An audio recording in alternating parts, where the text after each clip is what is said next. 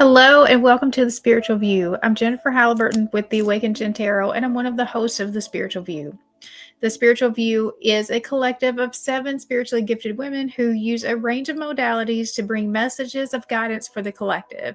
We have a thriving community that is growing ever more every day that we would love for you to be a part of. You can join us for the fun on Mondays at 10 a.m. Eastern and Fridays at 6 p.m. Eastern, where we go live, where we get the whole group together and we interact with fun conversation and pull cards for the viewers. And then we have our daily videos where you get a different reader each day of the week, and my days are Tuesdays. And so today is Tuesday, February 18th, and this is the first day of Pisces season, and I am a Pisces sun and a Pisces rising, and so this is absolutely my energy. And so I did want to share just a little bit about what it means to be in this Pisces energy, because not only are we moving into Pisces season, but right now we have 6 planets that are all swimming in this Pisces energy too. So, I mean, it is affecting all of us. So it probably makes sense for us to all have just a little bit understanding of what it means to be in this Pisces energy, because we currently have, let me see, we've got Saturn, Mercury, Neptune, the Sun, Venus, and the North Node all swimming in this energy. So what are we supposed to do with it? And so Pisces energy is mysterious and unfathomable, but can indicate a life that needs clarifying as well as definition. It symbolizes the old soul, one who has passed through many lives, has picked up much here and there, and experienced almost everything along the way, but sometimes doesn't process things well and tends to repeat mistakes. It means we learn our lessons the hard way. We have trouble maintaining boundaries, sometimes even half erased. And Pisces, you may notice they don't appear intelligent, but they really are. So they can be gullible or vague until they start cranking out works of genius. And then they can be so psychically attuned that it can knock your socks off. So the sign is very compassionate, denoting of visions that line up with the collective. They're very heart-centered people. Those ruled by this sign know much. They know it all deep. They feel very, very deeply, and they have trouble sorting matters out. They are able to sense deeply, except for certain things that are extremely bad for them. And so they can end up in different types of mishaps and disasters. But through it all, the Pisces still survives. They are dreamers, artists, composers, poets, mystics, victims, and prisoners. Because remember, we have both the positive, the light, and the shadow side of all of these signs. And so it looks as if the world is their oyster with their talent, beauty, sensitivity, and connectedness with the unknown. Pisces see the best in everyone, and they are idealists. But the flip side of this is cynicism, which can come in waves. So clear thinking is a must when we are swimming in this energy. So they do seem to have, a very idealistic, way of seeing the world. And like the gullible thing, it's just that's where we get ourselves into trouble. And so maybe not seeing things as clearly, because we're seeing the highest level perspective of where things could go. Because we went through all of the signs here with the Pisces. You've gone through all of the signs, and it's saying you've had lifetime after lifetime of experiences. So we've seen how everything plays out, and so we know what is the highest version of this experience. And so we're just kind of seeing that we've been here before. We know how to get there. And so it just seems just intuitive that everyone would know how to do that too. But we're not, even taking into account that that's just kind of coming with us from what we brought with us. But see, that's being brought out in everyone right now with all of the Pisces energy that is around us. all of the stuff that you brought with you, all of that past life stuff is being brought to the surface. What did you bring with you? Like, what is already within you that can be used right now? That's all being brought up. And there's stuff that's being brought up that no longer serves you.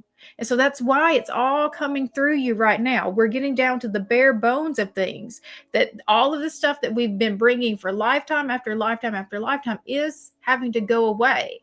And so, particularly, I'm connected with that Saturn energy right now that's in Pisces. So that's the work we've really been doing, but we're at a culmination point right now. So we're at like the final exam. And if you've been doing the work, you're going to pass this test with flying colors because you see what the answers are. It's not hard. It's like that Pisces energy of culmination, right? You went through this. You've done all the work. You've studied as hard as you could possibly study. So now then it's time. Just here, implement what you know. You don't have to overthink this anymore because you already know. You already have, just everything that you need. You went through all of it. All right. So I've had just a couple of angel numbers that also came with this, which were 17s and 22. So those are numbers that I've been seeing a lot of. And 17s connect with trust our intuition and take action. And then 22s are, let's see, laying the new foundation. So 22 is a master builder number. And it's just, we are actively stepping into our future. We are doing it ourselves. We have what we need now.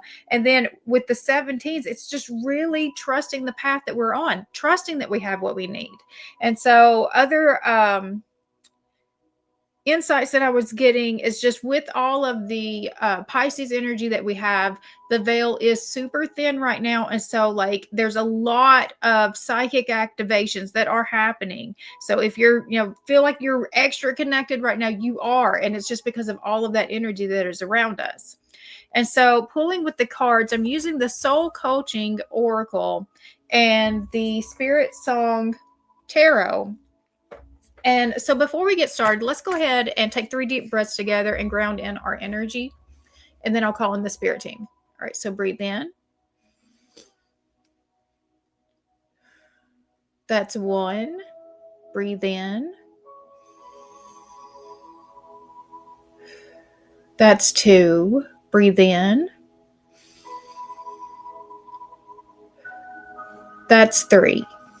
I now call in my angels, archangels, ascended masters, my higher self and guardian angels to please enter this present space and time.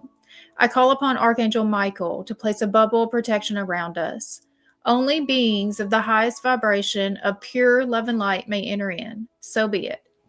All right. So with the Soul Coaching Oracle, I've asked, what is the energy that we're kind of going into this day with? And so I love the energy that we're going into this with. We have the peace. And I love that that dove energy is showing up again, because a few weeks ago, I had a reading where that dove energy was showing up. And it was talking about, the Holy Spirit, the representation of the Holy Spirit. And that's what, the dove energy really represents. But it's also connected with Mother Mary, who is, about love and compassion. So I do feel like this heart energy really is expanding right now. And that's why we're feeling such a sense of peace. Many of us really have worked through so much of this hard stuff. And so while I'm saying this to you, you are resonating because you've done the work. Those who haven't done the work, they're not watching this and they're still fighting, doing the work. They're still trying to blame it on everybody else. But you found the peace because you found it within you.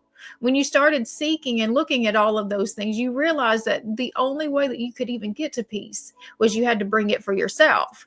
And so that is bringing us to the energy of new beginnings. And this is a 7 card, which is bringing, again, that 7 energy has been very loud. 17s were particularly the energy that I was seeing, but 7s definitely are part of that energy. And so we do have new beginnings. And this is like with the balloons all around it, it's much lighter. It doesn't feel as heavy anymore. We get to take off and it's like that floating on air feeling. And this also connected me with something else that I've been picking up, this Wizard of Oz feeling. It's like this is a timeline shift that is happening. And so it's really taking you from that old, dreary, black and white version of your life, and it's moving you into the Technicolor. You have leveled up. And so when we talk about these timeline shifts that we've been talking about, moving from, the 3D to the 4D to the 5D, like every time you level up, these are just new areas of awareness. So this isn't just like, it's not like you're going to a whole new place. They all exist in the same place. But see, every time your own awareness is able to level up and sense even greater awareness outside of itself, that is opening you up. That's how you're able to see all of these things from this greater, advantage point. And that's what's taking it from dreary, the fear-based control, power structure, to this one that is like Technicolor, and it's like that, the Wizard of Oz, just everything is full of life and magic and beauty because you have made the shift. It's you. It was an internal shift. It's personal to you. So it doesn't look like that for everybody. You can have these conversations with people around you, and they can be experiencing completely different realities than what you're experiencing, but it doesn't mean that your reality is any less valid. You have shifted. You are seeing everything from this much higher perspective, so you don't have to stay in this lower state of fear, of the grief, of the shame that everybody else is struggling so hard to get out of. You've seen the way out, and that's what makes you so important now, because you have seen the way out. People are looking to you for a reason, but you've got to hold that space, and you've got to own that space. And so wow, okay, why is this happening? And so this is bigger message than just a Tuesday message.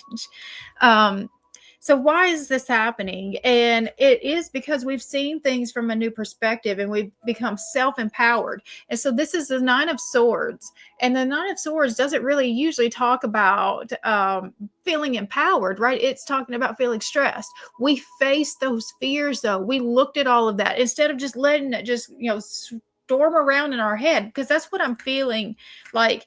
The original Nine of Swords, like what it hit was just this big emotional storm that just kind of swept over, took all, and it was not even just like emotional. That's the tornado.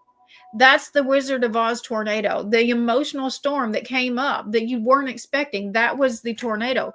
But it gave you the new perspective because it took you from that black and white, and now it's moved you over into the Technicolor. You can never see things the same way again because of what you have been through in this experience. It may have pushed you right to your limit, but it took you right where you were supposed to be. And so your best move forward, we have the Ace of Cups. And this right here really is that heart chakra expansion to me. But this is opening yourself to love. This isn't just about a new relationship, seeking it in somebody else. You've got to have it in yourself first so that you can even offer it out to other people. And so choose love. Let all of your moves be in love. What would love do? So if you're moving in love, no matter what you choose, if you know that your intentions are moving in love, that is going to be felt. That is going to be seen. And that is like, that's the intention. That's the bottom line intention, is whatever promotes love, whatever promotes unity, whatever brings people together instead of separates them even further. And so the potential outcome here is we have the King of Cups, and it says harmony and integrity. You are going to feel really good. You're going to feel really good about the way that you show up. It doesn't even matter the way that the other people around you are showing up anymore, because you're holding your own. You're not letting other people sway your emotional space because you're owning your emotional space. You have control of it. You know when to use it and when, to have, good boundaries around it.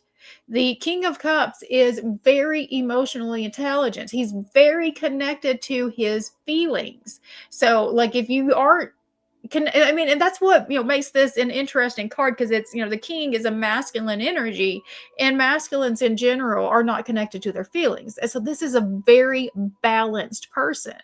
They have the masculine energy, and they're a king. So that means they are a leader as well in their own right, but they have the emotional part under control as well. And that is something that is very lacking just overall in the world, is seeing that kind of balance in the masculine energy, is to where they can, still hold the strong qualities of what it means to be a masculine, but also balance it with, the emotional aspects and the intuitive aspects, that come with being a feminine. It's not asking them to allow, the feminine to take over them, because that's their fear.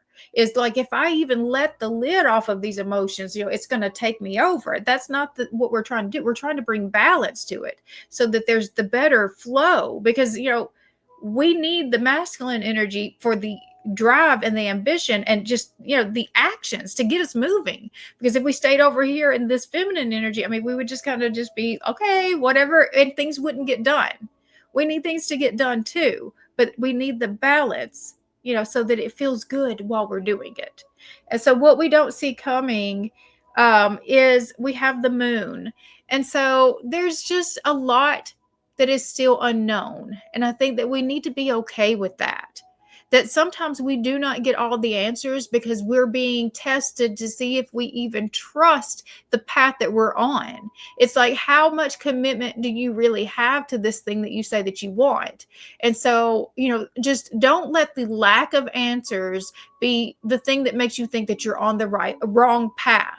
So there's just some things that just you cannot know right now. And then I'm also going to connect it back to the moon energy, the full moon energy. And so we did just have, a big intention setting energy, just with the new moons that were coming in with January, and then we had the full moon in Leo. I mean, this was all about what we're trying to put out into this world. And so I feel like that there's been just some heavy manifestation energy that's been used with the moon, and all of this is connected to it. So what were you manifesting with the moon? You just, all of this is connected with that. So, like, if it feels like things are kind of falling apart, well, think about what you manifested and how does this align to get you to where it said you wanted to go.